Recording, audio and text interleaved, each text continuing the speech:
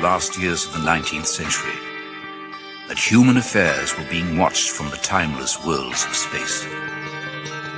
No one could have dreamed we were being scrutinized as someone with a microscope studies creatures that swarm and multiply in a drop of water. Few men even considered the possibility of life on other planets. And yet, across the gulf of space, minds immeasurably superior to ours regarded this Earth with envious eyes. And slowly and surely, they drew their plans against us.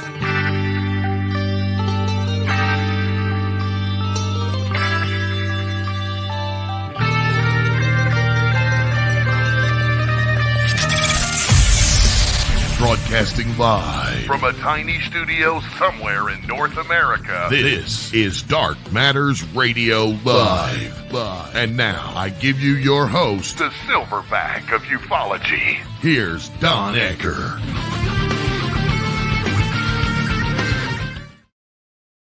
And good day, everybody. It's great to be here. Out here in sunny Southern California, we've been having some outstanding weather. It's been hovering right around 80 degrees. What is today's date? February 24th. Oh my God, that wacky California weather. And all the fires are out, believe it or not. So that's great. And tonight we've got a very interesting and special show with one of our favorite guests, Mr. Marc Dantonio, who's going to be telling us about his new addition to his astronomy equipment. Actually, a brand new telescope, which will give an increased window into the universe. And I got to tell you, that's something that has Twitter my patered forever. I've always loved astronomy. I've got, as a matter of fact, an 8-inch Celestron telescope, but got to be honest, I haven't used it recently. But the one that Mark got is even bigger. So before I go any further, also joining us tonight, as per usual, Mr. Mark Center and Mr. Gary Kissel. And gentlemen, it's great to have you here. How you doing? Very Go good. ahead, Mark. Well, Very moving right good. along. Moving right along. It's all going good, Don. We got no fires except in my heart for you. It's all good. All right. All righty. Well, let's bring Marc Dantonio on and see how the heck he's doing. Mark, how you doing, buddy? I'm good. How are you guys doing? We're doing all right. Good to see you, Don. Yes, good to see you too. Mark I'm hovering and Gary. above you now. I know, you're right up there. You're like, oh, You I'm can not work him like worthy. a puppet if you put your hands up. That's right. I see it. I'm not worthy. Ah! It's like, whoa. The big hand goes, whoa, hey. Ah! So anyway, you have upgraded your process, Mark. Yeah. Was that a 14-inch you've got? No. It's an 11, but it's a beautiful addition because it's going to be one of two in that building. But we have the one that's out in the Sonoran Desert, west of Phoenix by about 75, 80 miles out in the desert. And that one, I was running it yesterday and running this new one together at the same time. And they're 220 miles apart from each other. And I was running them both from 2,600 miles away here in Connecticut. And so I was showing people wide field views with our telescope that's out in the desert, in the Sonoran Desert, and then showing close-up views, magnified, highly views of the center of the very same thing that we're photographing over 220 miles away in the other building. And there's literally no one doing this on the planet. There's no one doing this. I don't understand it. It's just Well, that's not true. You're doing it. Well, that's true. That's true. But no one's actually. I haven't seen anyone giving astronomy instruction and making the pictures available for free after we take them to people. They're all available. People can just go in, and we have a server. We have a iPhone, Android, Mac, and PC app. I'm already using the app on the PC, and allows you to dig through the data for several years, and you can look at the pictures we take of every object we ever took, and you can go by month, you can go by object. It's incredible. And that was written by a super fan in Bulgaria by the name of Isabella, and she just said, and she has a very creative mind, okay, like all of us in this business, and she decided to build an app. Next thing you know, I have an app on my iPhone that actually does this and allows us to look at all the observations we've made for the last 4 years. Wow. Instantly. And it's really cool. And we also have other features in there. Because of this app, she was able to find asteroids that had been in the fields that we didn't know about, because what she was doing was something that we're going to add in as a standard feature. And that's being able to look at a past nebula that we took, a gas cloud, then look at a different one we took, subtract the two, and whatever's in there is something that shouldn't be there. So we're going to be able to look and see things that are transient objects that shouldn't be there. This could be a UFO. This could be an asteroid. This could be a star that disappears. And I know there's other people that are studying stars that seem to have vanished. And there's a whole host of things going on out there in that arena. So it's pretty cool. And these two telescopes are going to afford us one other thing that's really important. We're going to be able to look at the moon in new ways, because we're going to be able to take a picture of the moon from one telescope, take a picture from the other telescope, okay, and then make a 3D image of the moon for the first time ever. Cool. Now, I got a question. You mentioned a magic word several times just now, and that word is asteroid. Now, yesterday, as a matter of fact, I was going through some reels on, I forget where the hell it was, but at any rate, an asteroid was mentioned that was recently discovered that is supposed to make a very scary close approach to Earth in the next couple of years. Are you familiar with that? Absolutely. Mark? It's 2024 YR4. It's an asteroid. It's about 33 feet across. So I guess by astronomical terms, it's a mini asteroid. It's not a planet killer. It's not going to cause extinction event on the Earth in any way, shape, or form. By comparison, the Chelyabinsk meteor that entered over Russia back in 2012 was it? That one was the size of a house. Okay, and it ended up injuring about 1,000 people on the ground. The shockwave blew in metal security doors, and because the Russians love their dash cams, you actually saw all these events, and it was actually really one of the most well-recorded asteroid strikes. It blew in stainless steel doors. It did. You actually see it happen. You watch these security doors bend and fold in, from the shockwave. Yeah, and that's the pressure, the overpressure of the air, the shockwave in the air, when the asteroid blew up in the atmosphere, like 90 miles up. So well, let's go back. Let's go back roughly 12,000 years or so.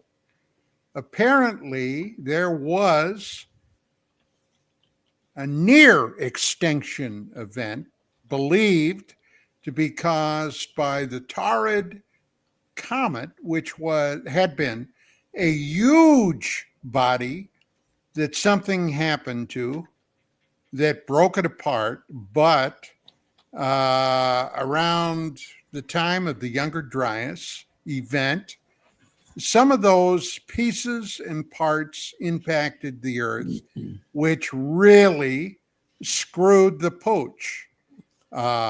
Suddenly, all the megafauna, all the large animals that had previously been around in the millions disappeared.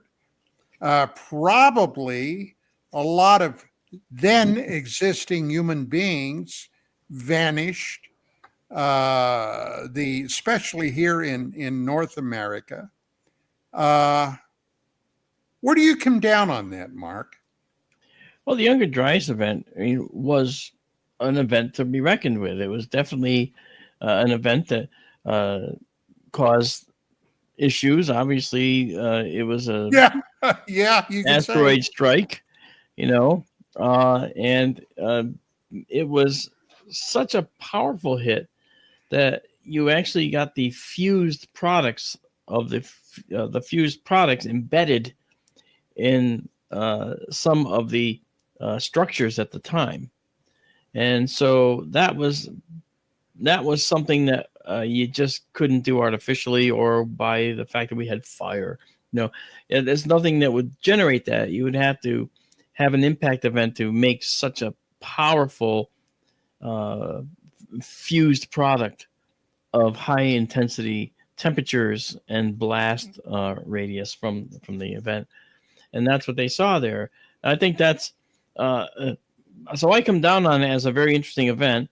And again, in the early 1900s, we had Tunguska, right? The Tunguska strike. And the Tunguska strike was, by all accounts, probably a small cometary object. So mostly ice, maybe some rock. And when that blew up, 80, 90 miles up, it too made a massive shockwave.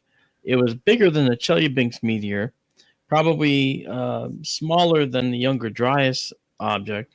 But when it struck, it actually didn't actually hit the Earth. It actually blew up at high altitude, and the shockwave knocked down trees for 30 miles in every direction where the blast was. I mean, we're talking trees, big, giant trees, 24, 30 inches in diameter. Knocked them right down, kind of like Mount St. Helens did with its pyroclastic flow when the main event went off in the 1980. So I think that when you talk about the power of such a discharge of that much energy in the upper atmosphere, the shock waves are the things that we have to contend with. The strike itself, that can have its own problems too. Especially if it throws a pall of dust up into the air that circles the Earth a few times. But in this particular case, Younger Dryas struck the Earth, and particles were the fusion products of the impact material, the molten glass that was created and so forth, was spewed into structures and so forth and embedded in them.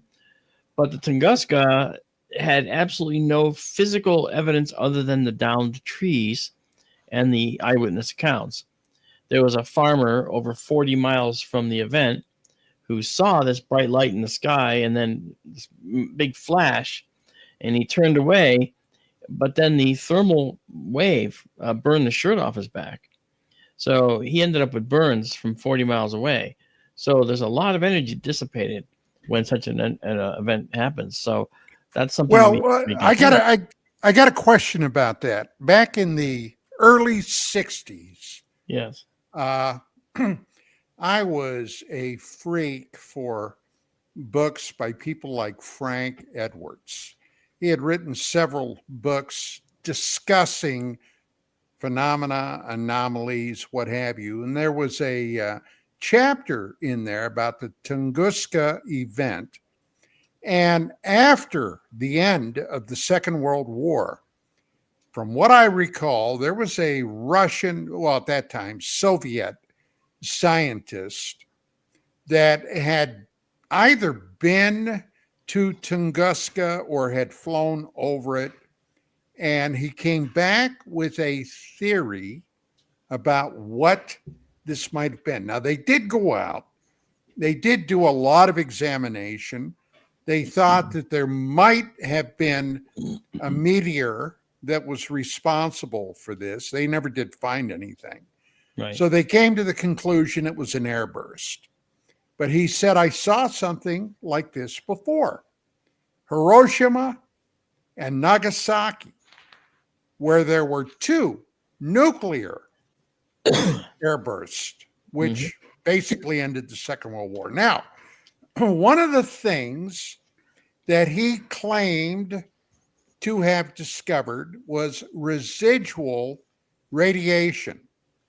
And he had a theory, and I'm not saying I subscribe to this, but he had a theory that actually what had blown up coming down was an extraterrestrial spaceship powered by nuclear power.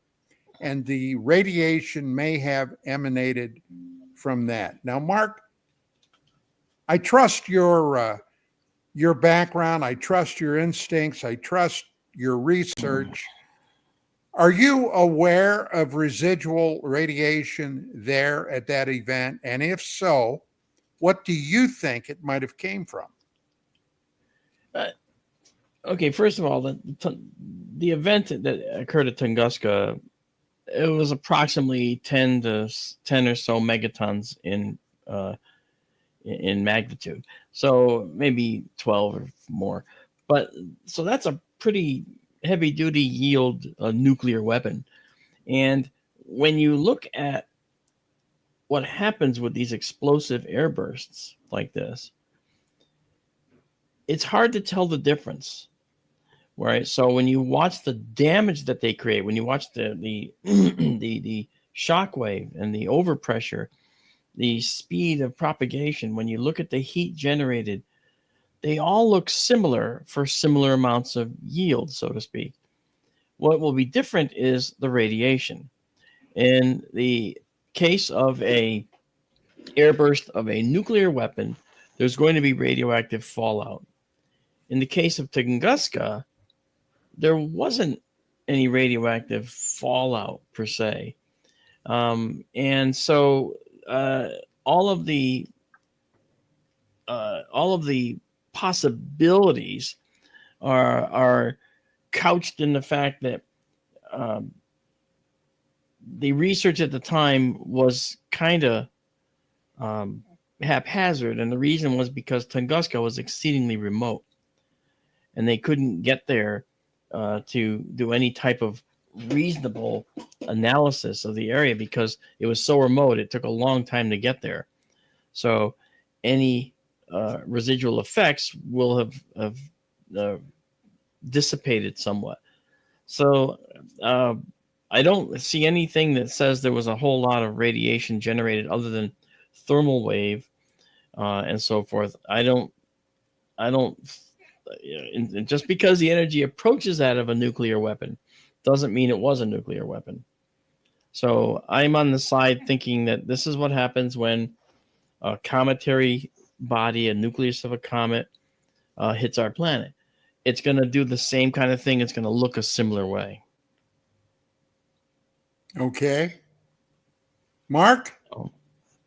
Well, I'm wondering, since there was a witness 40 miles away, and I don't know any of this stuff, how at the moment of, let's call it impact, how far away would that radiation travel in such an amount that it would have made that guy sick or killed him or should have?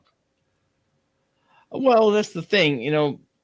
It's such a remote area that records are scant. Anyway. And so even the exact distance he was standing was, you see a variety of distances given, but in terms of the thermal wave, all right, that's infrared energy, and that travels very fast, right? It's electromagnetic radiation, so it travels the speed of light, infrared energy, so it's going to reach you very quickly. So that radiation is going to strike you. If you're seeing the light, you're getting the radiation. I mean, it's that simple. So infrared radiation is going to hit you right away, right? And so what comes later is the shock wave, So you'll get that thermal wave, and then the shock wave will follow up because that's a physical,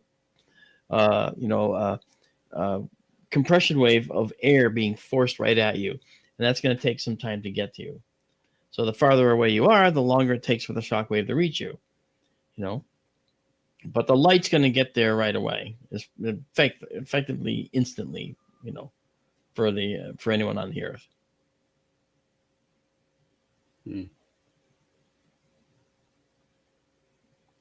Don is muted.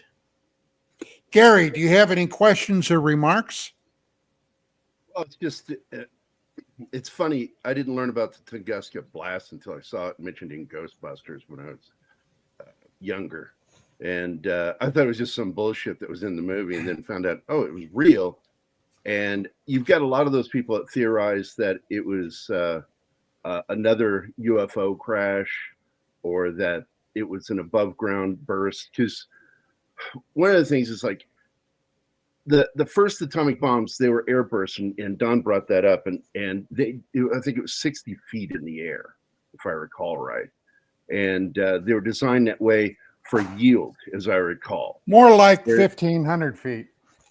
Was it? Because I don't know, man. I remember reading in a book that it was 60 for both, but I don't know. I don't have it in front of me right now. But either way it goes, there were airbursts for a specific reason. Whereas this blew up in the air, did similar kind of damage, but it was purely because of just the power. And have there ever been elements from this asteroid found? Because I read that some of it was found by Soviet Russia, and I don't know if we've ever seen it. I'm not sure. By the way, just for the record, 2,000 feet is the altitude that the Hiroshima little boy or whatever, Fat Man and Little Boy. Yeah, that's the altitude that they were detonated at. And it was done because it was the yield that they wanted. Yeah, the airburst was going to do maximum damage. The overpressure is massive, and that overpressure would just flatten everything. And of course, the thermal pulse would wipe out everything anywhere near it, of course. And that happens if an asteroid hits our planet too. Marc Dantonio, do you think that, relatively speaking, we've been very lucky the last, let's say, 3, 4, 5 centuries, that although we have, and almost daily, we get pelted with small, tiny meteorites and space dust, what have you, but that we haven't had something much larger come in and strike us? Well, we do have fairly large objects hitting every year. You may notice and hear in the news, but yes, we've been lucky. But let me expound on what I think about that. And I don't know what you guys think about this, but I'm sure I can hear what you have to say. But each year you hear people in England talking about mystery booms that they hear coming in from over the ocean. You also hear people in Nova Scotia talking about mystery booms they hear coming in from over the ocean. The Earth is mostly water, so the likelihood of an asteroid striking the ground is actually rather slim. So it's going to strike water when it comes in, and it may not even be witnessed unless it's picked up electronically by instruments. All right. So when an object comes in over the ocean, let's say the middle of the Atlantic, say south of Greenland, okay, south of Iceland, when it explodes and disintegrates, it may be a massive object, and that sound can travel all the way to England, all the way to Nova Scotia, Iceland, Greenland, okay? And people hear these sounds and report them and say, hey, we had a big boom came from across the ocean. What's going on over there? But it's actually the sound of these large asteroids exploding in our atmosphere. And so every year you hear of several of these events around the world from various oceans. And I think it's pretty interesting how the sound travels. Now, the sound travels much more efficiently underwater. So who knows what the whales are hearing underneath the water when these things strike, because they could be an airburst, and then when something comes in the atmosphere, let's say it's moving at, say, 10 kilometers per second when it comes in the atmosphere, it blows up, airburst, massive airburst, and then those particles now fall down to the ocean. Well, by the time they hit the water, they're actually falling at their terminal velocity, which means they're going to fall as fast as a object that's this big and has a certain density is going to fall. So if you drop a rock from the Empire State Building, it's not going to fall faster and faster and faster. It's going to speed up and then reach a constant terminal velocity. So when the thing blows up, most of the energy is dissipated in that explosion, and the things get shot backwards, forward, up, down, and then they start to get subject to the air resistance, and they'll fall, and very likely, unless they're actually really, really fast moving, they'll actually fall at a terminal velocity. Now, the other day, I watched a video. It was a Ring camera, and you guys probably saw this, of a house, and right outside his door, a meteor struck. And it sounded like lightning strike, right? So this thing came barreling in, and it was more than just a rock falling at terminal velocity. It had some additional velocity. So it was a much bigger object, and what was left was this last piece coming down. And it hit and went bang! And so you just saw things shake, saw dirt fly up. It was right in his flower bed outside of his door, you know? And a few miles from here, in the 60s, a woman got hit by a meteorite. She had a black and blue on her whole side. You saw that famous picture. Well, she was down the road here. It impacted with the house, and part of that house is what hit her, as I recall, because that's why she didn't die. Well, what happened was the meteor went through the roof, went through the upper floors, went through the floor she was watching TV on, went and hit the basement floor, and bounced back up and came up through the floor again and hit her. Oh. So obviously it took parts of the house with it, but she got hit by the meteorite as well, which I thought was kind of interesting after it had lost almost all of its energy. That's who would you sue? I guess, yeah. Yeah. Yeah. Well, and does homeowners even cover that? Sorry, act of God. They call it act of God. You know? Yeah. Yeah. Hey, I'm sorry. He's got the in for you. We're not covering you. We're just pulling your insurance, as a matter of fact. Here's a little side thing. So out in the ocean, kaboom, it hits the water. The whales hear it, feel it, or there's a chance of that, right? And the water itself will transmit it in a certain way.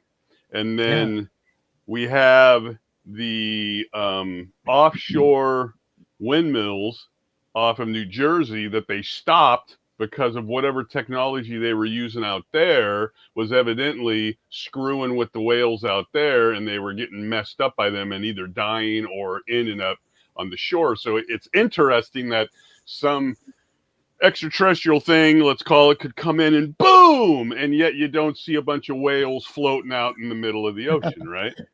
So it is kind of interesting. Yeah, I don't know if the windmills were creating a resonant frequency within the water that was messing with their they think it was the construction process, whatever stuff they were using to figure out where they could drill, sonar, I don't know, but something was screwing with them, and yet something can come in like that, and it's like a party for the whales, I suppose. Hey. Well, there's something to that, because in the U.S. Navy, you guys know I worked for the Navy a lot, and submarines are my specialty in the Navy in that regard. So one of the things about this is that submarines have sonar. They have active pinging. Just like whales, they send out a ping, right? Whales can ping. They can receive sound that way, of course. They communicate that way. Well, a submarine's ping is so many watts, so much higher than a whale's. It can actually hurt the whale, if not kill it, if he gets hit with a direct sonar ping, because it'll jelly his organ that makes the sonar and the receiver. So they have very strict policies on how they do active pinging. In time of war, all bets are off. The whales have to go hide, or they're going to probably get pinged to death or whatever. But the actual truth is that the submarines have a policy of you can't do pinging unless it's absolutely necessary, because there's wildlife restrictions on pinging. It can hurt animals, dolphins. Well, that brings to mind the story. Kill divers too, by the way. The story, Mark, that you've told several times about your experience when a submarine you were on detected what they called a fast walker. Fast mover. I'm sorry, fast mover. Yes. Yeah. But I have recently, and when I say recently, the last year or so, saw some things online. And of course, online, I got to say, my regular nature is to be highly skeptical. Yeah, right. But there have been some interesting stories about detecting Leviathan-type creatures beneath the waves. And one of the suggestions that this one poster made is that it might have been a megalodon, which would be, on the one hand, fascinating to the max. On the other hand, it'd keep me the hell out of the ocean forever. But what I'm sure you've seen some of these. You're not even a snack for these things, so don't even worry about it. Yeah, well, you're not even an appetite. Easier said than done. Yeah, right. So I watched something about this, Don. Funny you should say this, and it was on YouTube, so it's got to be real. No, it's a gal who does, the research and such, not a paranormal channel. And here's what she said, and this kind of falls in line with Bigfoot and other things. She said, take into account the amount of food it would take to keep even one alive. And they showed the size of one of those with the whales and stuff, right? Then she said, we have proof of what they ate because we could find fossilized bones and those teeth from the megalodon and show the damage to the bones and things. And she said, well, how about like in the Meg, which I like the Transporter guy as much as the next person. So the Meg is a crazy film, but if it's all the way down there, there's no food down there for it. And she basically blew it out of the water. And she says, absolutely not. She wasn't saying there may not be cryptids out there somewhere, but she said the megalodon, everything you're seeing on the YouTubes and all that, it's not real. It's just not happening. That's funny you say that, because when you look at what actually lives in the deep ocean, I mean, you have the surface zone, right? And then you have midwater, which is that area where the sun no longer penetrates. And then you have the deep ocean. Well, if the megalodon lived in the deep ocean, it could never come up higher because the pressure that it's not used to will destroy it. So it has to stay in the deep water. But we know the sperm whale can dive thousands of feet for its main quarry, which is the giant squid. We know the giant squid exists because we look at the scars on some of these sperm whales, and these tentacles are like 25 or more feet long, and the suckers are really big on these arms of these squid that they ate as they were vainly trying to fight off their attacker. Well, so obviously we know there's deep water fauna down there they're able to get to that area and come back up. The sperm whale has a unique ability to be able to dive deep and then come back to the surface without damage. Okay. But many fish that live in the deep ocean and come up literally explode when you bring them to the surface. So you got to keep them in pressurized containers if you expect that specimen to make it to the lab table, So the pressure has a way of keeping them away from us. They can't come to the surface if they're in the deep ocean, because they will not survive. Now, well, how does the sperm whale do it, Mark?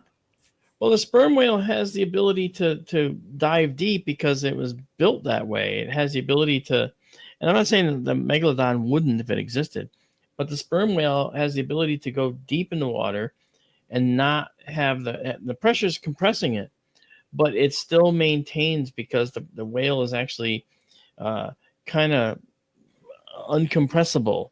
It's got a lot of water in its tissues like you do. When you go in the deep ocean, the only thing keeping you, pretty much the only thing keeping you from being able to go all the way to the bottom of the ocean is the fact that you have sinuses, okay, that are air filled, and lungs that are air filled. Now, in the movie The Abyss, okay, they showed you this experimental device where they would breathe this, highly oxygenated Exotic liquid, right? gas. Well, it was No, actually it was it was a water. liquid. Yeah. It was a liquid. It wasn't even water. It was a special syrup, and they had to pump it through to get him to survive with it. That was based on a real experiment. Mm-hmm. And that real experiment done by the Navy was successful to some extent. The only problem was when you pump fluid into the lungs, it's really hard to get it out. So you have to literally let yourself drown on this material to start breathing this stuff. And then you got to have faith that your battery doesn't run out of your pump to keep it going. And so they managed to do this with this hypersaturated solution. But unfortunately, the people they tested it on, they couldn't get that stuff expelled out of their lungs, and they effectively gave them pneumonia, and so that was extremely detrimental. And of course, I think some of them actually died, ultimately from trying to heal from this experiment. So they abandoned the liquid breathing approach, but they could go effectively to the full depth because your legs aren't compressible, your hands aren't compressible. There's no air in here to compress. It's all water-based tissue. Yes, it squeezes, okay, and it'll make it as small as it possibly can be, okay. And when it squeezes your heart and everything else around the rib cage, okay, that also adds extra, like a liter of extra blood that's being squeezed up into your brain and everywhere else. So that's called the submersion reflex. And so when you have that going too, I talked to Duke University about this actually. And when you have that going for you, it makes it such that we might be able to do this, but it would be dangerous for us to try to do this as a basic thing. So Aquaman, for instance, couldn't, live in the water and then come up and, breathe air on the land unless he had a totally different mechanism. So if he had gills or actual gills, they would have to be designed in such a way that they could provide enough oxygen filtered out of the water to keep him going under the water. And then he'd have to have a way of another way of like opening up the trachea so he could get air into the lungs, which are dormant while he's underwater, kind of a thing. You can't put something in the lungs and expect that they'll just come back out. Yeah, a lot of people are very, well, at least they used to be very familiar with World War II submarine movies, things like Run Silent, Run Deep, Yep. those kind of films. And usually, okay, one of those subs would get into trouble. The enemy would be coming, dropping depth charges, looking for it. They dive real deep, maybe 500-600 feet. But then they had to be careful because there was a chance that the submarine would implode. Well, today, okay, we have our nuclear fleet, which I don't even know if it's available, how deep they can truly go. It's not published. I know about some of the data. I also know the speeds that they published are not correct. I know in one particular case, we had a sub that actually went over 100 miles an hour underwater. Yeah. Okay. It went so fast it ripped off one of its fins actually, and it had to limp back to Groton, Connecticut. So, well, my point that I was trying to get to, and my wife accused me all the time. She said, "Don, just get to the point." Okay, here it is. My point is, what is protocol when they detect something they cannot easily identify when they're down there, Mark? Very good question, and I didn't know it either until I witnessed it. When the sonar guy saw this thing, he called to the con, said there was a fast mover, and that's the first time I heard those words together, fast mover, and I thought, oh no, it's a torpedo. Why is someone shooting a torpedo at us out here in the North Atlantic? I was just a guest member. I agreed to go on the trip because they said it'll be really fun. You can have a good time, but it's sort of a thank you for work you've been doing. Okay, great. So I went, and I immediately regretted it in that moment because I thought, I'm going to die out here. Got hot under the collar, began to sweat. Okay. And the executive officer came over, and here's how it went. He said, what do you got? And the kid gave him the bearing and the range, but he was pointing away from me, and I couldn't hear it because it's loud on a sub. There's a din of noise at all times, high-pressure air, radio calls, noise of instrumentation, beeping, other stuff. But then the executive officer said, how fast was it moving? And the kid put his arms out, turned to the side, and yelled. I don't think he meant to yell, but he said, several hundred knots, sir. Several hundred knots, sir. And I sat there, and all of a sudden, I was like, that's not a torpedo. Now I'm intrigued. And then the XO did this. He said, and the kid had his hands out, like, what do I do? And the XO just didn't miss a beat, said, okay, log it and dog it. And the kid went, sir, yes, sir. Turned right back to his console, like nothing, went right back to work. And as I mentioned to you countless times, me, Mr. Big Shot, the guy that was invited to go on this boat, I got up, went over to the XO and said, sir, I'm familiar with these fast movers. Is there anything I can help you with? And he goes, it's Antonio, right? I said, sir, yes, sir. You having a good trip so far? Sir, yes, sir. Let's keep it that way. Okay, I'll just go over here. So I went back. I sat in that sonar seat, and my leg was going a mile a minute, just bouncing up and down because I was now anxious to start researching this stuff. And about 4 years later, I had the opportunity to do another job for the Joint Chiefs. I was working for one of the chiefs, okay, doing a project, special project from here in Connecticut, drove it down, classified, drove it in, went to his house and sat with him. I leaned over the couch to him and I said, sir, and my brain is saying, don't ask you it. Don't, no, ixnay on the ASCII say, okay, don't say it. But the words were already coming out. What can you tell me about this fast mover program? And I went like that right after I covered my mouth. Like, oh no. I didn't ask that. The guy behind me did. He smiled at me and he says, oh, I can't talk about that program, Mark. I'm sorry. And I went, it's okay, sir. Thank you. And I was like, oh boy, it's real. So here is this leads me to answer your question in long form here. Sorry. The operational procedure, if you will, for seeing these things is to just observe and report. Do not engage. See, we had a boat that tried to engage in the 60s off of Puerto Rico. There was a task force down there, 5 submarines. Okay. One of them caught wind of something that was trailing them, turned around and started chasing this object, playing the cat and mouse game. And the object took off at hundreds of knots. And then when they would catch up, it would take off again. And they did this for several days. And it would take off again. Then one time it sort of stopped. And when they got close, it went, and it dropped thousands of feet underwater in what seemed like a heartbeat. And then next thing you know, it was thousands of feet in the distance. It's gone.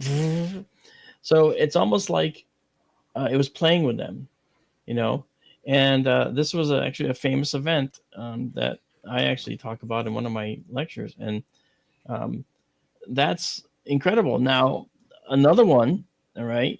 Why was it doing that off Puerto Rico? Nobody knows, all right? We still don't know. But then this happens on the surface too, because about these objects that seem to come out of the water at times and fly into the sky. We've heard of this before. Well, nowhere did we hear about it more than with the Kitsukawa Maru case. This was a case of Japanese freighter crossing the Atlantic, and everybody on that ship saw these objects going out of the water into the sky, all right, and then disappearing into the distance. And they had the presence of mind to log the latitude and longitude of the location where this was occurring. And they reported it. And because there was no evidence after that, the case sort of went away. But the latitude and longitude is well known. And guess where it is? It's at the very end of the Marianas Trench. The very southern end of the Marianas Trench. Right there. Well, if you had the technology Working on to it, go Don. down there, that would be a great place to have an undersea base, wouldn't it? Yeah, and again, and this goes to the talk that I do that is very well received around the country, and that's the one on interdimensional travel, because that's probably how they do it. Now of late, Avi Loeb has come on board with this, not with me personally, but I know Avi. We've done work together, as you know, and we actually he was able to come out and say, because he's the chairman of the astrophysics department at Harvard. So the guy knows his stuff. He wrote about Oumuamua, that asteroid that came through our atmosphere, sort of the solar system, and did a weird pirouette on the way out. And cigar shaped, we might add. Actually, pancake shaped. It wasn't actually long and thin. It was actually a pancake. So that's the truth of Oumuamua. They thought it was like 700 feet long and 70 feet wide, like 10 times longer than it was wide. But it turns out it wasn't. It was actually a pancake.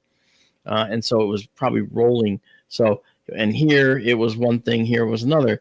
So maybe that pancake had something to do. Now, that's something we knew right from the very beginning, but the press got wind of it and started thinking it was a long spindle, which it wasn't ever. But that said, damn fake news. It's right. But the thing is, okay, interdimensional travel is probably the best answer, and here's why. Okay, I don't just say things without science behind it, and you know me, I can't. If you look at certain particles in the atomic world, at the quantum arena, there's certain particles that have capabilities that are not well researched. Among them is the Kaluza-Klein particle, Kaluza, and Klein, Kaluza-Klein. And the Kaluza-Klein particle is very interesting. CERN created a detector called ATLAS, ATLAS, all caps, and ATLAS was used to study, in part, Kaluza-Klein particles. The reason is because they're very interesting. And the reason they're interesting is because they may hold the secret to how gravity works. Maybe. And if you look at the quantum fundamental forces, we have the strong force, the weak force, electromagnetic force, which is light, and then we have gravity at the end. Okay. Strong, weak, and electromagnetic, we know what those are. Okay. Every one of those forces has components that can be either a particle or a wave. Light's a photon, and it's a light wave, right? So we have the same thing with the other fundamental forces. Gravity, that weirdo that's gravity, that doesn't have a fundamental particle associated with it.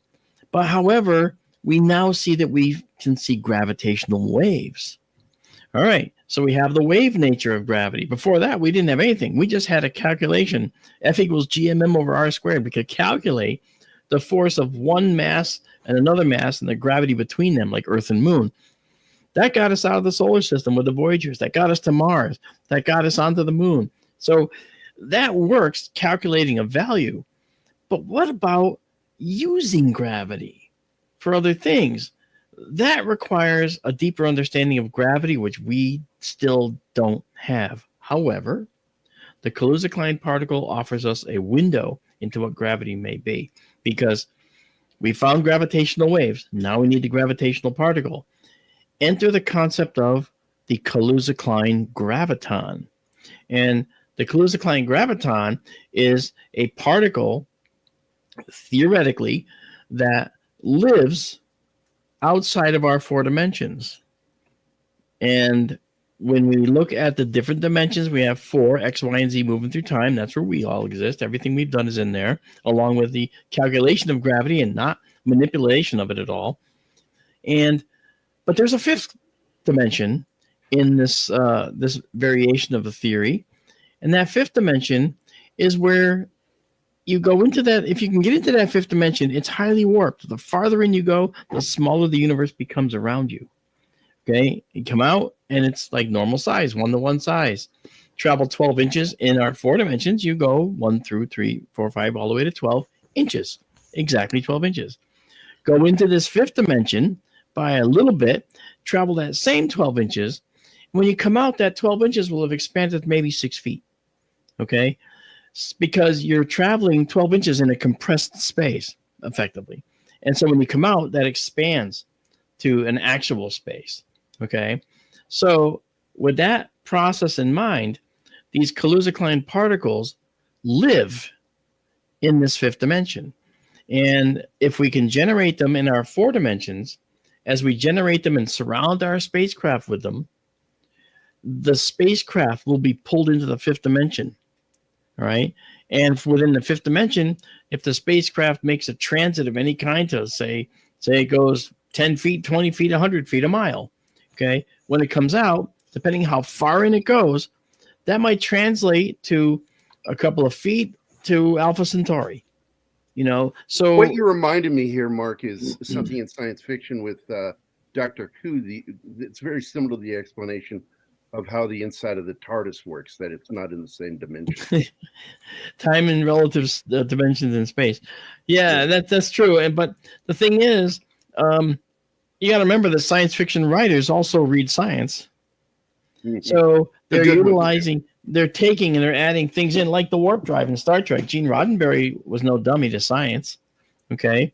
He was also a masterful writer, and he included theories about warping space to create warp drive.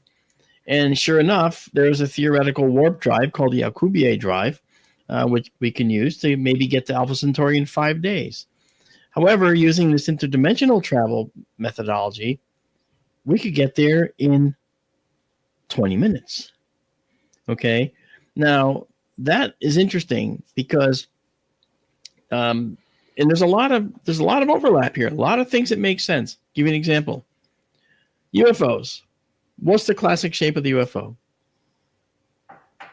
Dish. Okay. Saucer. Right? But round, typically, and triangular. You can circumscribe a circle inside of a triangle. Okay. Do you know why they're that shape? I think I do. I know, making you think. Okay. Think about this. The particles have to be generated by something in order to go into this 5th dimension. Okay. Good question, Charles. I'll answer that in a minute. Okay. So now, if you consider that the object or the energy source that has to create these particles, you have to create, and then you have to create the particles using a mechanism. How do we create particles now? What do? We have particle accelerators. What shape is the Large Hadron Collider? Round. Imagine 1,000 years from now, we can actually make a system, a collider, that is only 30 feet across and does the same type of job. Mark, you're going to need to pick this up after the break. Oh, yes.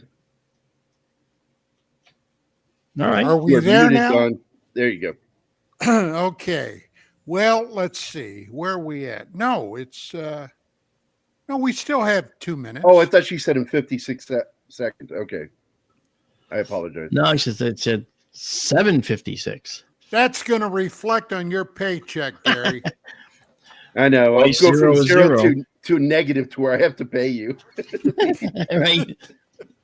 All right. So the point being, okay, the point being on this all is that UFOs are around because they're particle accelerators. All right. They generate the particles that sucks them into this 5th dimension.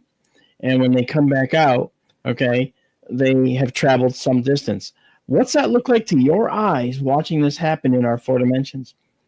It'll shimmer and change color. It'll vanish from sight and reappear. It might Blink in and disappear. blink out. Yep, might disappear from here and appear over here, over there. Okay. Now, as an astronomer, I can tell you the changing of colors can be atmospheric scintillation. Yeah, that happens with point sources in the sky, sure. As an astronomer, I can tell you that the autokinetic effect can be in play too, where your eyes are not evolved to pick out individual objects in the sky and check their path out, because that's not how we evolved. Okay? You can't tell where something just flashed from for real. And objects that are at the edge of your visual range will seem to wink out and wink in. You can see Venus with your eyes during the daytime if you know where to look. I've seen it. But then you look away and it's like, oh, it's gone. So it's right at the edge of your visibility. All those factors, all right, can be what I just said. Simple, physics, okay? However, we can't deny they could also be Kaluza-Klein particles in play, Kaluza-Klein gravitons in play. Because Kaluza-Klein gravitons make micro black holes because they're very, very powerful gravitons, 10 to the 16th times as powerful as the one holding us all to our chairs. Well, Mark, hold that thought, buddy, because now we do got to take that break. Yeah, Ladies and gentlemen, this is Dark Matters Radio, heard exclusively on KGRA Digital Broadcast. It's dark, TV. all right. Tonight.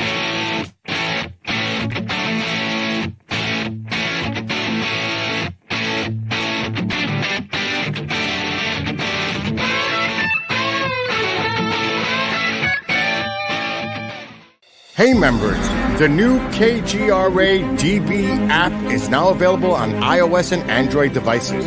Gain on-demand access to any KGRA DB programming. Download any show directly to your mobile device to listen or watch on the go. Go to the App Store and search KGRA DB.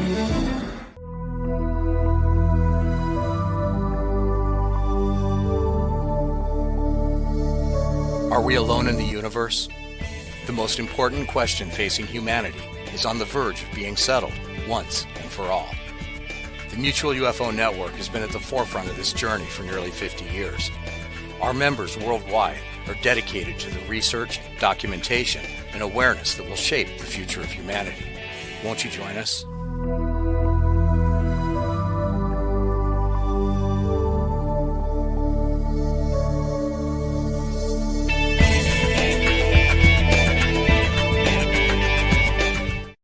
Are you looking to go on a faraway journey that is magical and mysterious, reaping on mystical legends? If so, then Mysterious Adventure Tours is perfect for you.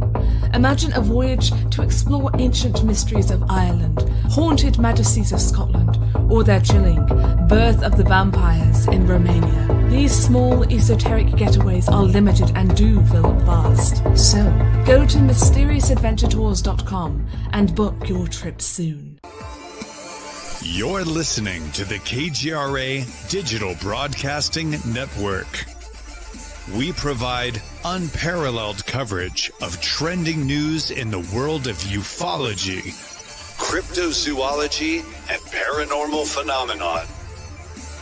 Whether you're watching our video live stream or listening to one of our audio programs, you are getting the best from world-renowned researchers and hosts, guiding you through topics the mainstream won't touch.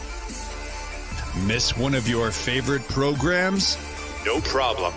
Head over to the members area at kgradb.com for access to our massive library of award-winning content. Make contact, stay connected, only at kgradb.com.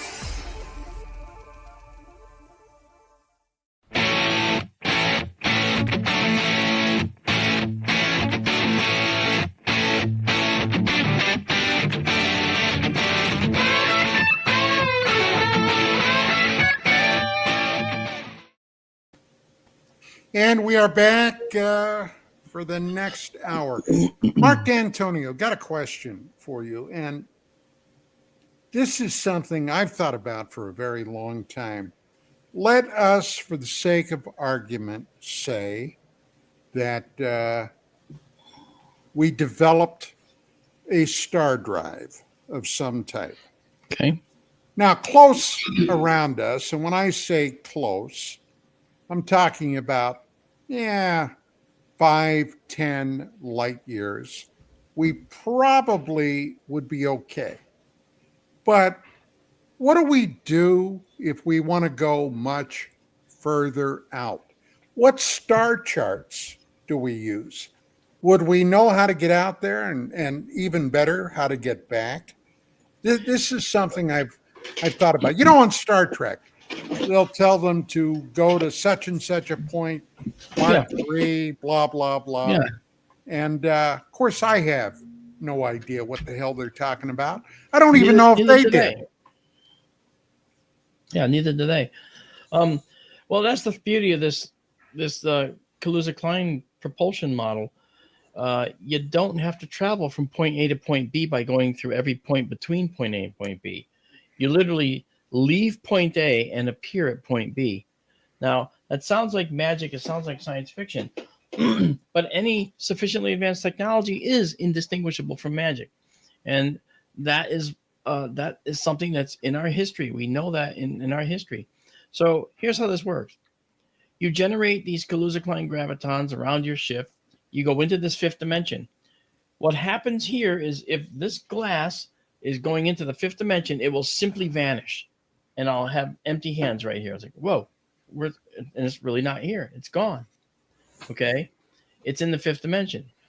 Now, that is a true location. It leaves our 4 dimensions. And when it winks out, when it goes and punches out of our 4 dimensions, it will simply vanish. It's a fact of science that this will happen, right? We'll get to the point where it's going to be a fact of life, I think.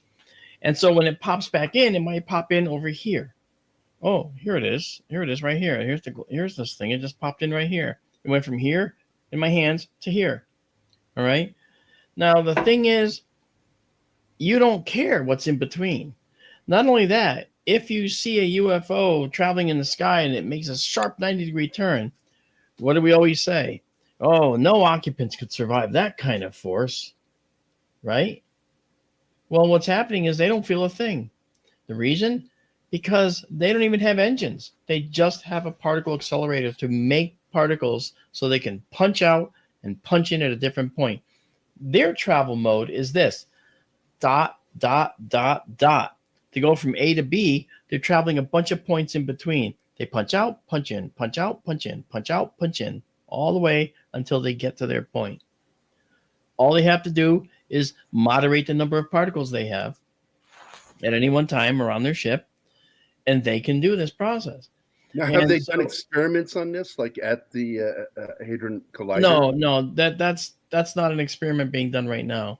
Actually, what's interesting about this whole process, though, is that if we look at all of the connecting observations and historical data, we see that this is something that's been pervasive in the UFO arena. They always look like they're making 90-degree turns sometimes. They always look like they're speeding at unknown speeds. They're traveling underwater at hundreds of miles an hour. How are they doing that without disturbing the water? They're doing it because they're not really traveling through the water. They're traveling from this point to this point, to this point, to this point, to this point, to this point. And by traveling to these individual points, and let me just turn on my background here. Okay, so in order to, when they travel from one point to another, they're just traveling from here to here, then here to here. Ding, ding, ding, ding. Are you talking about like microbursts to where that's why we can see them moving so fast? That's right, because to our instruments and to our eyes, we can't tell that they're actually doing discrete pops. Which is why we're not seeing them have any drag. Exactly, because they're not dragging. They're just appearing and then disappearing, appearing and disappearing at different locations. So here is what I think.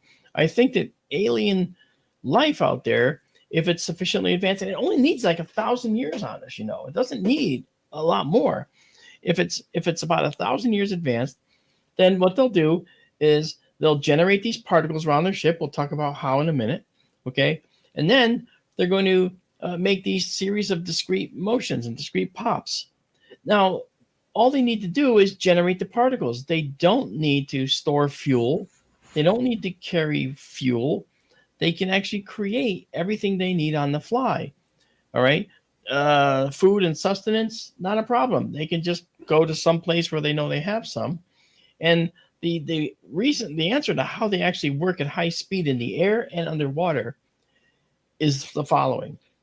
When they're underwater, we're subject to high pressure. Witness the Titan, Ocean Gate's Titan. Okay. In less than a millisecond, that imploded. Okay. At 13,000 feet below the ocean.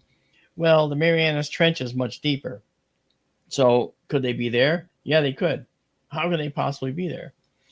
They could be there if they're, and this is the part that you got to accept for a moment, if they're not really there at all. And the way it works is they oscillate back and forth between this fifth dimension and our dimension. Okay. And they do this at a very high frequency. So they're neither here nor there at any one point in time. So they don't feel the forces, okay? They're oscillating at frequencies far higher than anything that we might conventionally use, all right?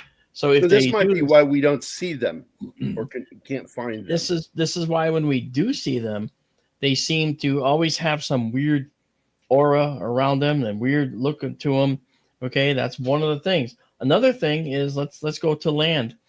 When they land, okay, the occupants are in the center core, right? The accelerator ring, I believe, is on the outside. It makes the particles. When you tell charged particles to go in a circle faster and faster and faster, you're telling them to go in a circle by using magnetic fields to guide them, okay?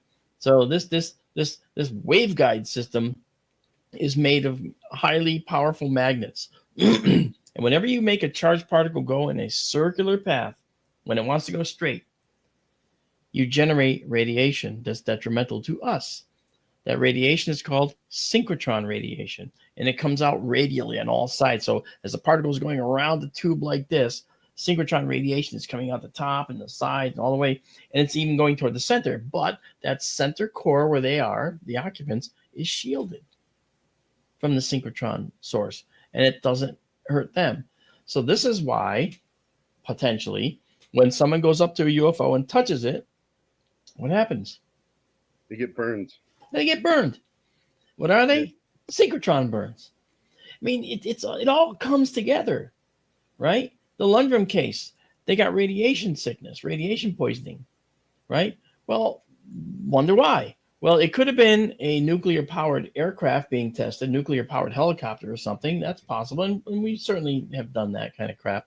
But before we realized how dangerous radiation is. But we also know that the synchrotron radiation can be generated, and they could actually be getting synchrotron burns by being close to these things. One guy had the vent holes actually burned onto his skin. Remember that?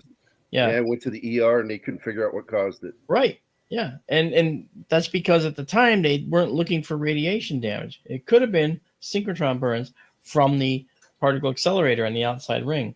They don't have to shield what's outside because they're inside, right? Now, here's the thing. These particles that they generate that surround their ship, these Kaluza-Klein gravitons, if they really exist, and this is how it works, theoretically what happens is these gravitons, they create micro black holes. We know about micro black holes. We're comfortable with the concept of micro black holes. Yeah, because they end up, they dissipate. They just self-delete. They basically evaporate. They're not big enough to live. Yeah, they evaporate within a nanosecond or so. So they only last a very, very short time. What that means is that we have to create lots of them around our ship to have a net number of them at any one time. So let's create a bunch of them. So we create a bunch of them, and I'll still talk about the power source to do that in just a sec. But are you talking antimatter here? No. By doing that? This is just micro black holes generated by the Kaluza-Klein particles. Because they're 10 to the 16 times more powerful than our gravitons. They're gravitons, right? Now, the Kaluza-Klein graviton theoretically lives in this other dimension. So if you create enough of them around your ship, you're going to get pulled into their home, which is the fifth dimension, effectively. Okay. So now let's take this a step further. You've got these gravitons around your ship. They've made micro black holes which disappear. They pop out of existence almost as soon as they come in. But there's a net number of them around there. If you're looking at it with your eyes, what are you going to see? You're going to see color changes. You're going to see shimmering, outright vanishing, and reappearing. And you're going to see possibly the thing disappear from one spot and appear over there. Okay. That's something that could really happen potentially with this process. Now, again, I don't go too far down the path because we can't prove any of this yet, but I will say this much of it. If you have micro black holes, and that is, if you have micro black holes, and you generate them around your ship, the micro black holes are going to do one final thing that is exceedingly important, and that is they're going to eat up a little bit of a air molecule. They're going to eat up a little bit of the light that would otherwise go to your eye, which explains the lighting effects you might see. But the other thing they're going to do is they're going to eat up the Earth gravitons. And that means they're not going to allow Earth gravity to affect them. And this is something we see in the literature. Well, the UFO looked like a falling leaf in the sky. It just was tumbling kind of end over end. That made no sense because we think airplanes need to fly in a straight line because they're probing and penetrating a medium called air. The UFO doesn't feel the gravity. It doesn't need that. It just can flutter like a leaf and just travel along. The occupants don't care. They're just disappearing from one spot. Which is why in some of the video footage that they got in 2004, the Navy, where some of these objects were just sort of tumbling in the air, not really doing anything. And that could explain exactly why they're doing that. Yeah. I'm not saying those objects were UFOs, but if it's no proof of that, it. That could be why. Right. So as we look more into this, it turns out, holy cow, there's a whole lot of things that make sense here. A whole lot of things that make sense. More than we ever thought possible. And that one was called the gimbal, the one I was talking about, by the way. So I wonder how long, let's say it's 1,000 years. Okay. So I wonder how many thousands or hundreds of thousands of years, going back to Don's question about Star Trek, it would take them to map it out to where when they're jumping, they don't jump into a planet or they don't jump into something horrible like a sun or something. How long is it going to take to map that out? That was my next comment, because the final piece of the puzzle is when they reappear in the 4 dimensions, they have to know what's there, don't they? Ahead of time. Right. So what that means to me is one of two things. Either they have a system that's very fast, quantum computing potentially and beyond what we understand, maybe in their own brains, okay, that allows them to see ahead into that dimension they're going to enter back into and see if there's something there and make a course correction immediately on the fly. Right. That would be the smart way to go, so they probably do that. The other thing is they probably have exit and entry points mapped out already. And these exit and entry points are dynamically updated for current objects. There's probably systems that are going through the local universe where they're jumping and making sure they have clean jumps. Yeah, they're going to send drones out with nobody in it to like boom, boom, boom, boom, boom. Right. But see, we don't want to assign our morality to them. They might send their own people out. Well, yeah. I think you're blowing it, and here's what I think it's all about. Okay, Jake Barber just came forward, the UFO egg guy. He came forward and said that they can make the egg-shaped thing materialize due to their emotions via the Greer thing. Okay, so maybe it's all based on love there, Mark. Come on. Love is the fifth dimension. I love you, but I'm not on that side of it. Oh, yeah. I know. As soon as I heard that he was involved with, or let's say in bed with, which is a horrible sight with Greer, and they were all about bringing him in and, you know, the lovey-dovey aspect of it. I don't know. Maybe it's true, but you bring in Greer, I'm out. So I'm with you on that, 100%. Hey, not to change the subject, but would you like to see the Benson telescope? Absolutely. Hell yeah. Hell yes. Okay, well, I'm in Connecticut, and I allegedly Allegedly. You're funny. Which puts you an hour in the future from me, and 3 hours in the future from Mark and Don. Yeah, that's He right. could be at the collider. Who knows? Okay. Well, Trust nothing he says. Trust nothing I say. I have gravitons around me. Yeah, there you go. Well, if you bring this in, you'll see it. Hopefully it'll work. I'm not sure. I've had problems with this with StreamYard before. But if you bring in, I think you got to bring it in, don't you? It's either Jagari or Chanel. It's Chanel. Oh, okay. She said, "I'm not sure how to do that, but she's going to try." Hey, look! Oh, I was trying to get her to give me a wrench. Yeah, it's making this is not what I see. I see a very stable look here. Right. Right. So that's rather annoying. I'm sorry. But telescope's operational, and right now I'm moving it up in the air. Like I said, I'm in Connecticut. It's 2,600 miles away. Look, it's moving. It is, yeah. And but what's it seeing? What's it seeing? Well, right now it's seeing the sunset. Okay, so we gotta do something about the sunset. I don't have the camera app started. I don't have the guiding app started. I don't have any of those started. But this is the controller system for it. It has a digital image of the telescope. Wow, to dude! See it. Okay, I did not write this, but this is the telescope in the building. It's sort of up over your head. I mean, I come up to about here on the telescope, and then that part's all the way up in the sky. So it actually can see over the roof of the building. And so I'll be doing some testing on it tonight, and I actually have a way. Well, it looks more stable now, so let's see if it can do this. Is there somebody who scrubs through this?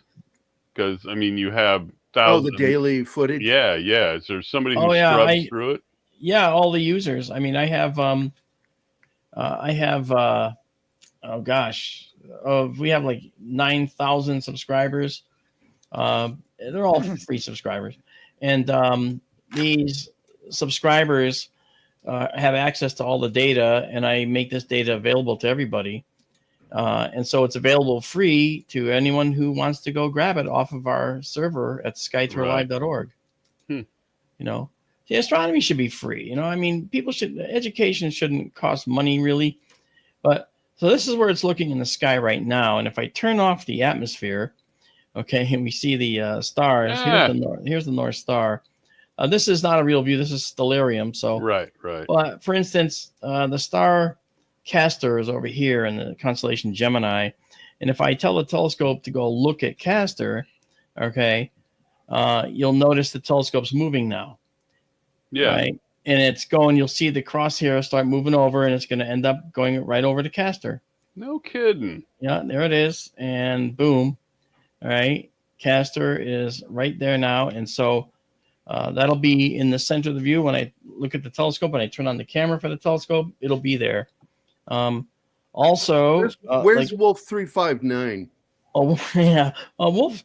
Oh, you know what? I'll show you. So any Star Trek fan wants to know this. Oh, I know that. You're absolutely, you're right. Wolf 359. Okay. Let me show you where it is. Okay. It's down below the horizon right now. If we get rid of the ground, okay, you can see it. Cool. It's down here, and it's a very, very faint star down here. I don't even have the database. It's in the constellation of Leo, right? It is. It is actually. If we look at this constellation map here, turn off the ground again. Here's Leo, and we know that because we can turn on the mythology here, and you can see Leo the lion.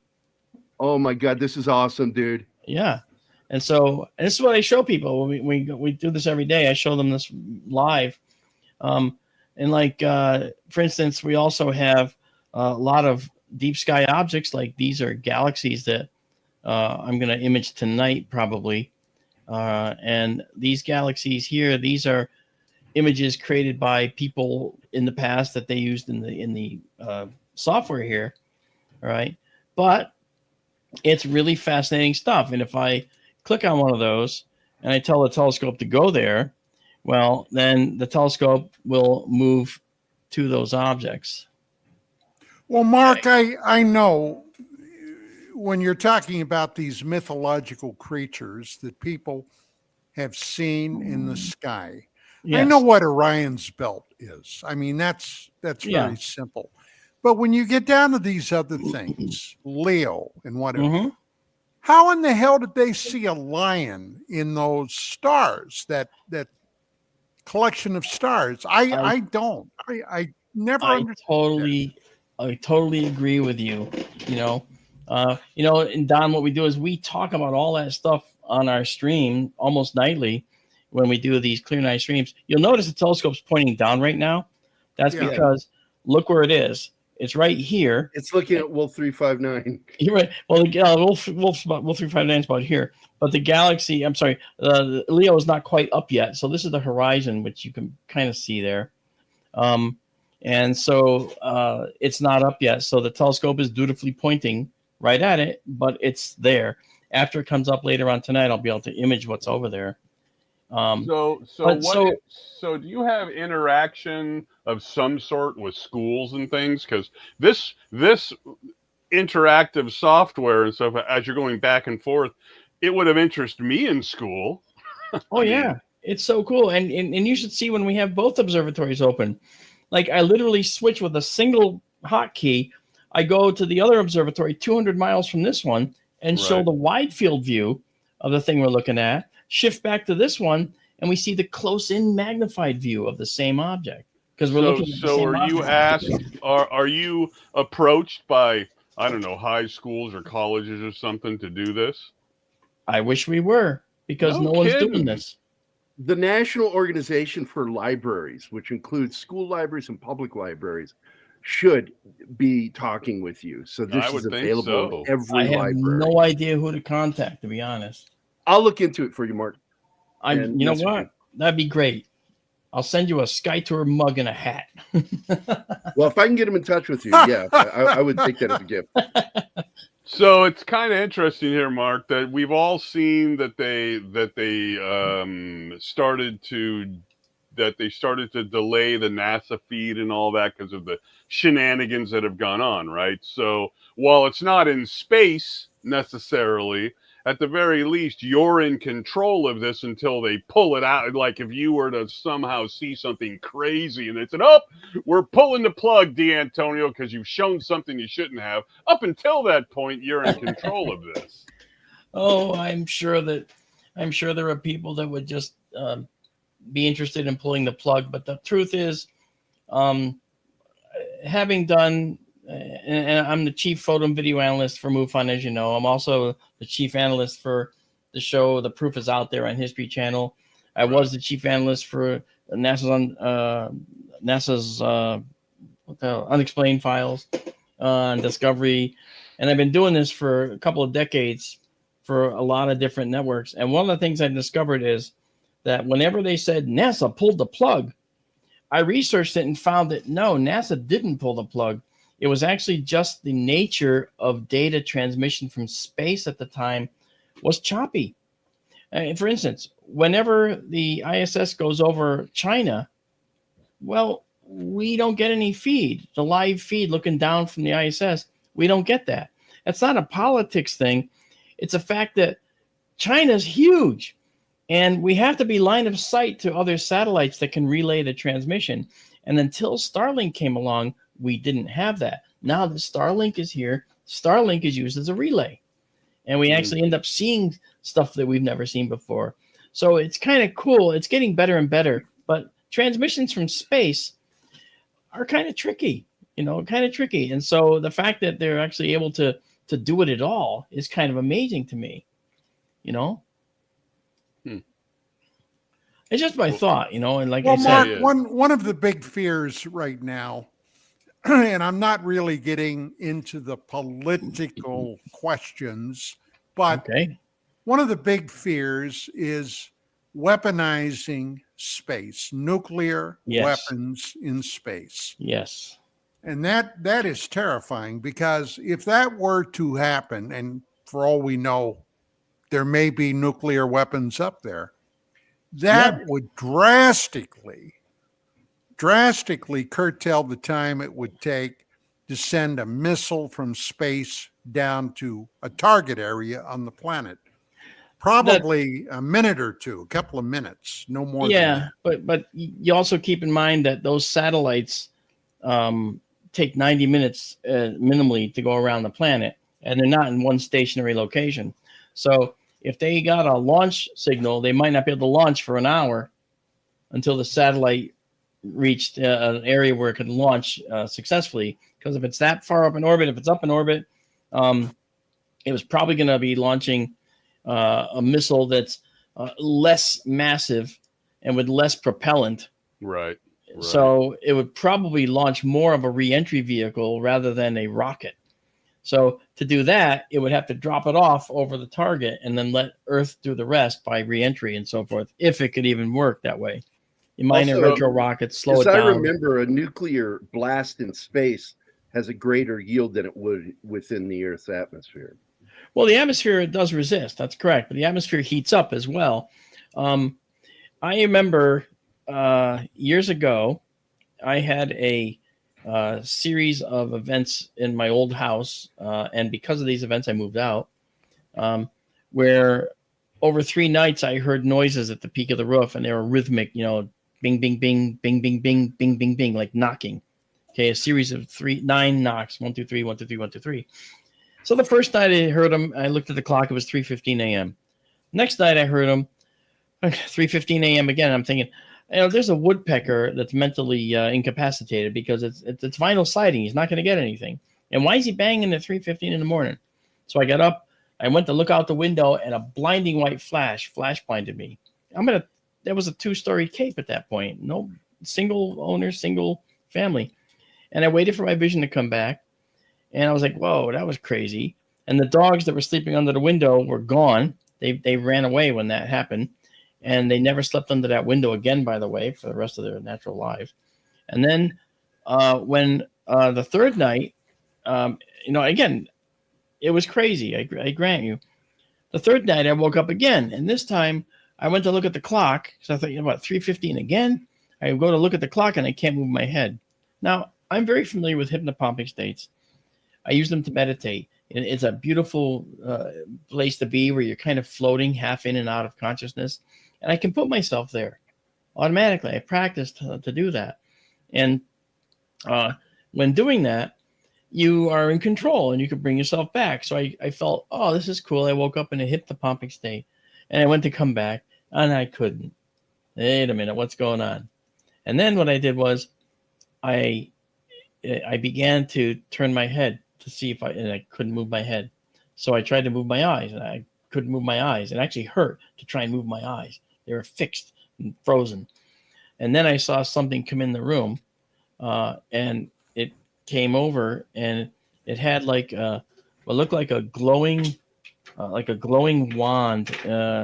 It was more like a glowing wand, and it went back and forth under my nose, and then something happened, and the next thing I know, it was morning, and I couldn't breathe, and I struggled to breathe. I got up, I looked out at what was going on, and I pushed off the pillow because I was on my stomach, and I was literally unable to breathe because I was trying to breathe my own blood because there was a cavity that was filling with my blood, and I was trying to breathe blood, and I had to cough and wipe my face. Everything was bloody. I don't know what happened, but from that point forward, I couldn't breathe out of this sinus. So I did what anyone that would have 3 nights of terror like that would do. I didn't even think about it and went to work normally. It just went out of my head. Not a big deal. The most momentous thing to happen, and I just decided to go to work. So 2 years later, still unable to breathe out of this, I went to the surgeon at Hartford Hospital in Connecticut. Okay. This is all on record, by the way. This is not me making stuff up. And so the surgeon looked up there and he goes, "Holy cow," he goes, "you got something huge up there." Oh, wow. He says, "I think we can get it out." So he reached up through here. He put that numbing stuff up in there, which went down your throat, makes you feel like you can't breathe. And he reaches up with a tool and he pulls this thing out. And what came out of that little hole was something the size of my 2 thumbs stacked. Okay. And it was a gelatinous blob. And I said, what the hell is that? And he said, wow. He says, it looks like a polyp, but that's like one of the biggest polyps I've ever seen in the entire history of having this office. And then I asked him this question, because that's the sinus that was affected. I said, how do those form? Do those possibly seed around something that's a foreign object? Oh, you mean he said, you mean like a splinter that a machinist might get? And I said, yeah. He goes, sure. He goes, why? And I stupidly told him the story I just told you. Okay. And he laughed. I'm sure it wasn't aliens. And I went, oh, of course not. No, not aliens. And he says, call me the the little week. Greek guy right now saying it was aliens. I know, that's right. Is it aliens? Okay. And so he said, call me in a week. I'll give you the results. Okay. So a week later, I give him a call, and I call, hi, it's Marc Dantonio. And I was just calling, oh, hold on. Doctor has to talk to you. What? Uh-oh. What do I have? Like my head's going to fall off? Is a disease? My head's going to wither away? I don't know. He gets on the phone. Hey, Mr. Dantonio, I just want to let you know it's probably benign, nothing to worry about. I went, oh, you didn't get the results yet? And I heard him go, oh, well, he says, I've had this office for 35 years. This has never happened before. And I go, here it comes. He says, but they got it down there, but they can't seem to find it. Oh, he says, but it's benign. Oh, okay. Thank you. Now, yeah, before we lost it, we know it was benign. Yeah, right. Yeah, and I said probably benign, because he says it looked like the biggest nasal polyp he's ever seen in his life. Okay, that's not a clue. So a few years later, I had to go to him again for another ailment. Okay, I can't remember what it was. And he said to me, and this time when I filled out the intake sheet, okay, the intake sheet, where, I always fill out that I'm nursing and I'm pregnant just for fun. Okay, I draw little pictures, okay, on the intake sheet because they're silly. All right. And my wife being a medical assistant, he comes into the room and says, how my medical assistants love you. And so I just want to be nice to the medical assistants because it's nice. It's a little, they're kind of a close family. She didn't work in that office. But anyway, in the occupation section, this time, instead of just saying that I make models for a living, I said I do special projects for the Navy, which is true. And that's something I could legally say. And so he walks in and he goes, special projects for the Navy, huh? And he goes, I saw that. He goes, and by the way, my medical assistants love you. I go, well, he goes, they have to read those all day long. So that's kind of cool. You brighten their day. Oh, nice. He goes, however, I was in the Navy. Really? Yeah. He goes, I was working in special projects too, if you know what I mean. And one of these projects, ready for this? This goes to your point earlier. We launched a nuclear weapon into space to take down an enemy satellite. I went, what? Yeah, It relates. Yeah. He says, I just gave up my top secret clearance this year. I go, you're kidding me. You take what? Top secret nasal polyps? I mean, and he laughs. Oh, no. He says, I wasn't always a surgeon. And he got really serious. And he was telling me how this project they launched a nuclear weapon from an atoll in the Pacific, and they took out an enemy satellite with the EMP burst.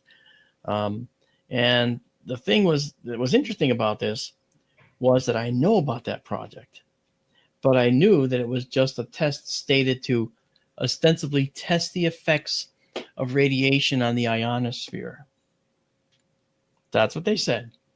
But what it was really doing was taking down an enemy satellite to show that space could be weaponized.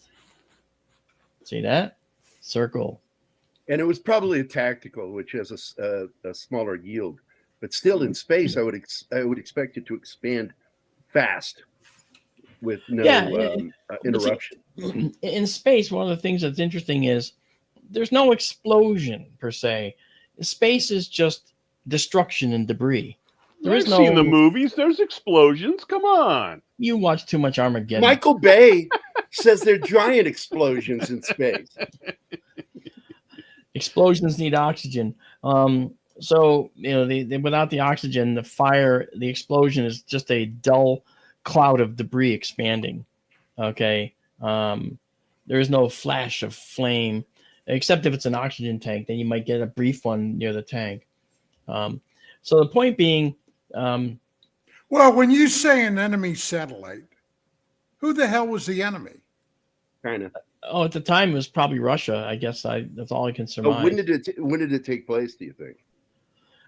This was, I think it was called Project Starfish. All right. So you look up Project Starfish. There was another one too, where they also tested the ionospheric blast. And I said to him, well, doesn't that violate every treaty we've ever signed with everybody? By weaponizing space? Treaty? What treaty? And you know what he said?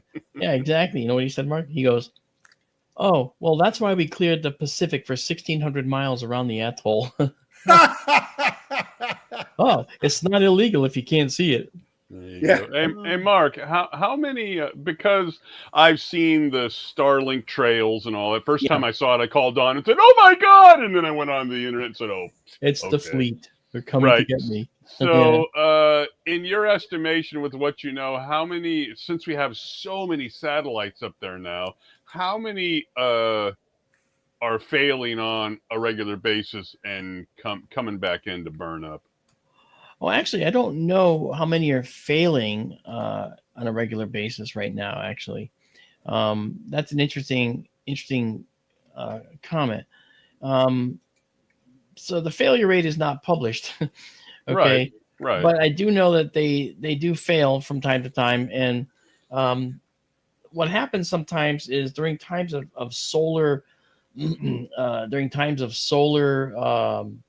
activity, high solar activity. What might happen is that the atmosphere can expand a little and retract a little bit, So that expansion and so forth, that can affect satellites in orbit. It affects the ISS. The ISS has to routinely boost itself higher in orbit with little boosts to give another orbital boost because it's hitting a few molecules of air in every single orbit, every single second. Because even at 252 miles, there's still some spurious air molecules up there. Okay. So they have to boost it up, do the boost from time to time. That said, one of the things that's interesting about this is that if you look at, and I'm just going to park the telescope now because I think we're done with that. By the way, Mark, it says 1962. Oh, for Starfish? Yes. Okay. I'll read it to you real quick. Summer of 1962, the U.S. government detonated a real high-altitude warhead. The Starfish Prime rocket was launched from a remote outcrop called Johnston Island, dredged from the Coral Atoll, and barely large enough for a runway and a handful of military buildings. Yep.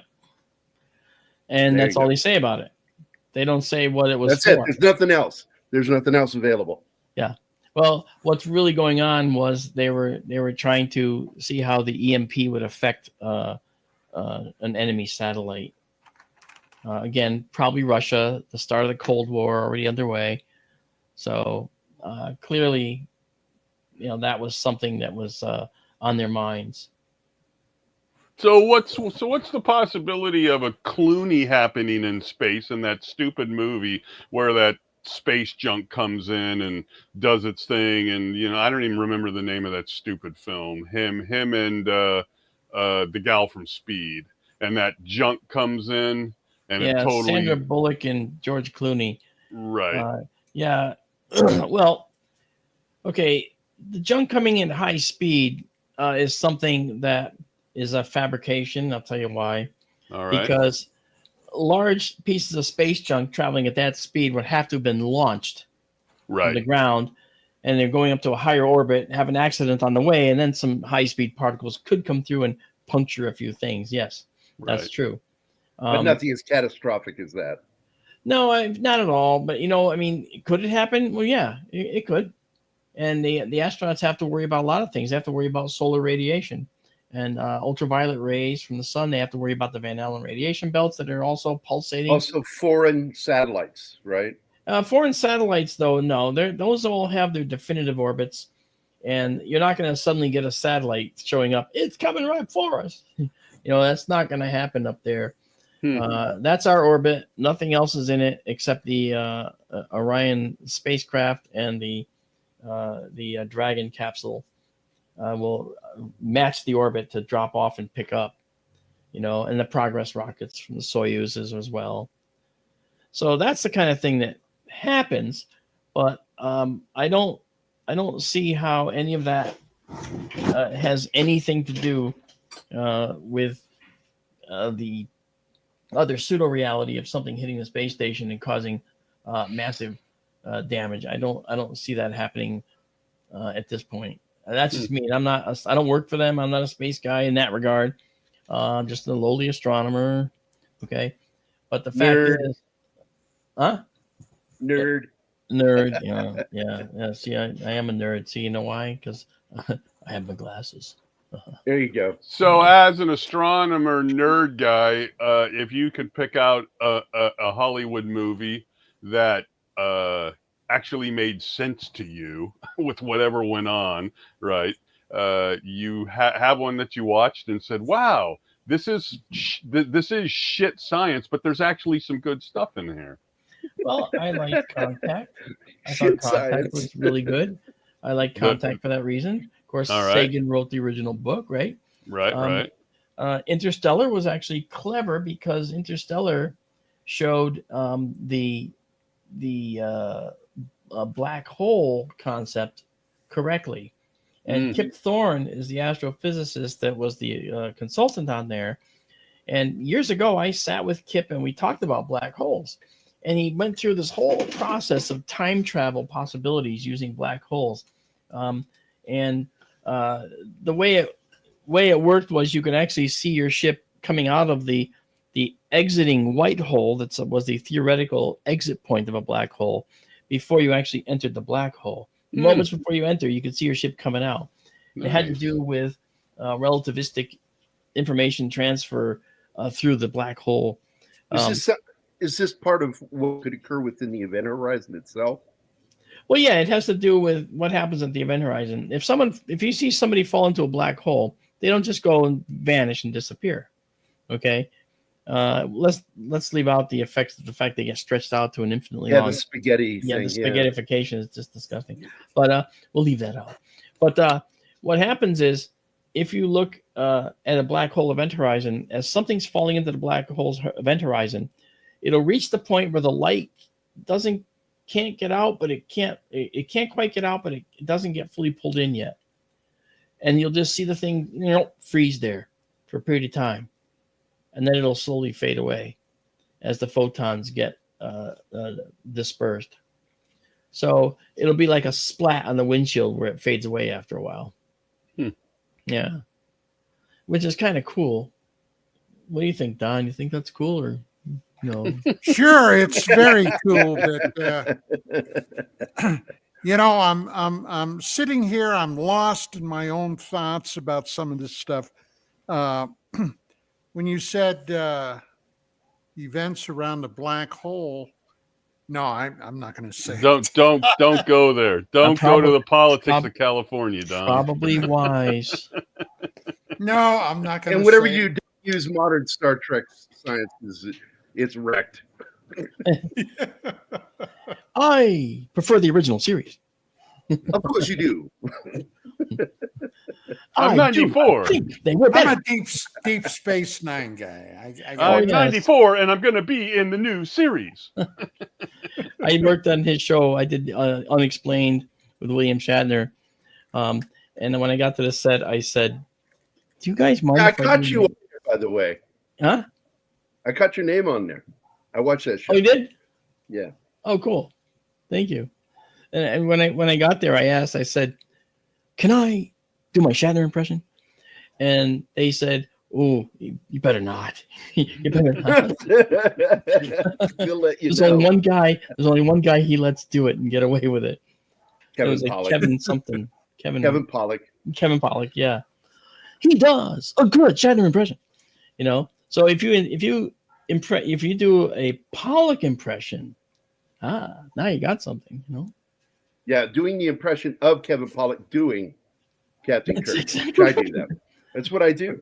That's When right. I do it, I'm doing You Kevin do Pollak. a nasal part of that. That's William Shatner. We, the people of a more perfect union. Those are worship words. You will not speak them. I remember that episode, of course, because I'm a nerd. Of course. I'm a Star And, Trek I've nerd. always explained the difference between a nerd and a geek. A geek is a guy who likes nerdy stuff. Nerds are the smart geeks. They're the ones that are into the science. Yeah, I agree with that. But the bottom line is they all collect Chinese plastic. All right? Yes. Like you don't do it, Mark. I don't. I do not. I sent Don some Chinese plastic that he never shows on camera. Chinese plastic? Yeah, action Trinkets? figures. Action figures, those little trinkets. I sent Don an Elvira action figure because let's just say it stands proud. I'm sure it does. Yes. You should put it on your Don headset, Don. Don likes to keep abreast of things. You know how he is. Yeah, exactly. Abreast, exactly. Yeah. Well, I'll tell you, I don't want to make a boob of the guy. I pined for her for years, and then she decided to play in the home team. So what are you going to do? Yeah, Yeah, it's okay. I always Everybody feel makes bad for him mistakes. because I think money pushes him to do these things. It used to push them in that direction, but unfortunately, it's not working anymore. But that's just my thoughts. So look. So here we are. So the question here comes this. All right. Getting back to what it is that we're all here for. Okay. I feel that the sciences should be available to people for free. And that's why I started SkyTour Livestream at all, because I felt it should be free. And I'm proud to say now we have a really nice, cohesive SkyTour family, people that are there every night that I stream and that actually do things to support us. Yes, there's the giving us donations and stuff like that. We do have it is a 501c3, and we are a nonprofit organization. And there's 3 people in there. I have Marianne Robb is our financial officer, and Tara Deulis is our she's the other officer in the group. And then there's me, and I'm the big mouth. Okay, I do the talking. You're the pretty face. I got you. Oh yeah, that's right. So anyway, the bottom line is that for me, I always had a passion for astronomy. So what I did was I created an observatory on my front lawn here in Terryville, Connecticut, where I live, a dome on my front lawn, a real dome. People thought it's a missile silo. Look out for that guy. He's got weapons in there. They're lasers. He's shining them at planes. Okay, whatever. It's a NASA field base. I had all that. It's an underground facility. That's just the entrance. Oh, heard it all. So Halloween rolls around, and I dress it up like Stuart the Minion because it looked just like him. That's Put a great. big eye on it. Okay, yellow with the coveralls, and the people stopping because it was the only one in the town. I guess there's no other giant observatories dressed like Stuart the Minion in the town. So people taking pictures and all that stuff, and then when it was just a white observatory after that. People still drove up the driveway all the time. Hey, is that an observatory? Yeah. Want to see? Sure. I take them in. They see the old setup. That's the telescope that's behind me that you can't really see, but it's over right there. You can't, straight there. Okay, that was the telescope that used to be in it, and there it is. Can't really see it. But anyway, that's the one that used to be in it, and it showed us some great sights. But I sold the dome because I outgrew it, and I kept trying to put stuff in the corner inside the dome, and it made me nuts. You get the joke? Yes. Okay. No. Fine, there you go. Yeah. Well, anyway. My problem is I take people literally and I miss jokes. Okay. Well, the bottom line in this case, I sold it to them when they outgrew it. And now what I've got out there is I got this steel pier sitting out there all covered. And I'm going to revive it. And I'm going to actually put a solar observatory out there. And that's going to be just a platform on top of the pier, no building around it, but a cover that's going to be actuated by these linear actuators, which are going to pull the cover on and off. And they can carry 300 pounds apiece. So even if it got covered with 5 feet of snow, it'll lift it like nothing and take it right off. Okay. So I don't even have to be here to operate it. And it's going to look at the sun. That's all it's going to do. And it's going to actually look at the prominences and the flares on the surface of the sun. It's going to show people for the first time, for many of them, what's going on in the sun. And they're going to have an astronomer to tell them what's happening and what is actually going on from a chemical point of view, from an energy point of view, and from an actual physical point of view. You know, they'll learn what a coronal mass ejection really is, you know, and why the auroras actually happen, what causes them, and how it actually works. And we had the auroras, the coronal mass ejection from a few months ago was so strong that from our Sonoran Observatory down in Arizona, I have an all-sky cam, and it does the all-night, which is where our cool things that we see that are odd show up, our all-night time lapses we do every single night. And these all-night time lapses show everything in the sky, and you see the sky rotating out from under you all night long. Well, what happens is these objects that we end up seeing, sometimes they're natural, like the zodiacal light, which is the backlit dust of our solar system, and like auroras. I didn't expect to see the aurora borealis in Arizona. Those two things should not be used in the same sentence. But there they were. And we had a major event. And you might remember in the 1800s, the Carrington event, which actually was this stream of highly charged protons and electrons. That's the solar wind. Hit over the North Pole, spiraled down, went into the bedrock, and then shot out in all directions, knocking out electricity, causing major problems. And so the Carrington event undoubtedly spurred some gorgeous auroras as well. But when we're looking at the auroras, we're looking at a lot of, mega electron volts of stuff coming into our atmosphere. And to see them down in Arizona means that if you look at the Earth from the top, it has an oval shape of aurora that are always there. And that auroral oval was fat and big and went all the way down as far as Mexico. Didn't that play havoc with all the satellites up there, Mark? It did. In fact, that's called the satellite environment or the satellite climate. Okay, the satellite environment, the space environment, if you will, was affected because the aurora borealis and that strong CME did cause the atmosphere to expand, which impacted satellites.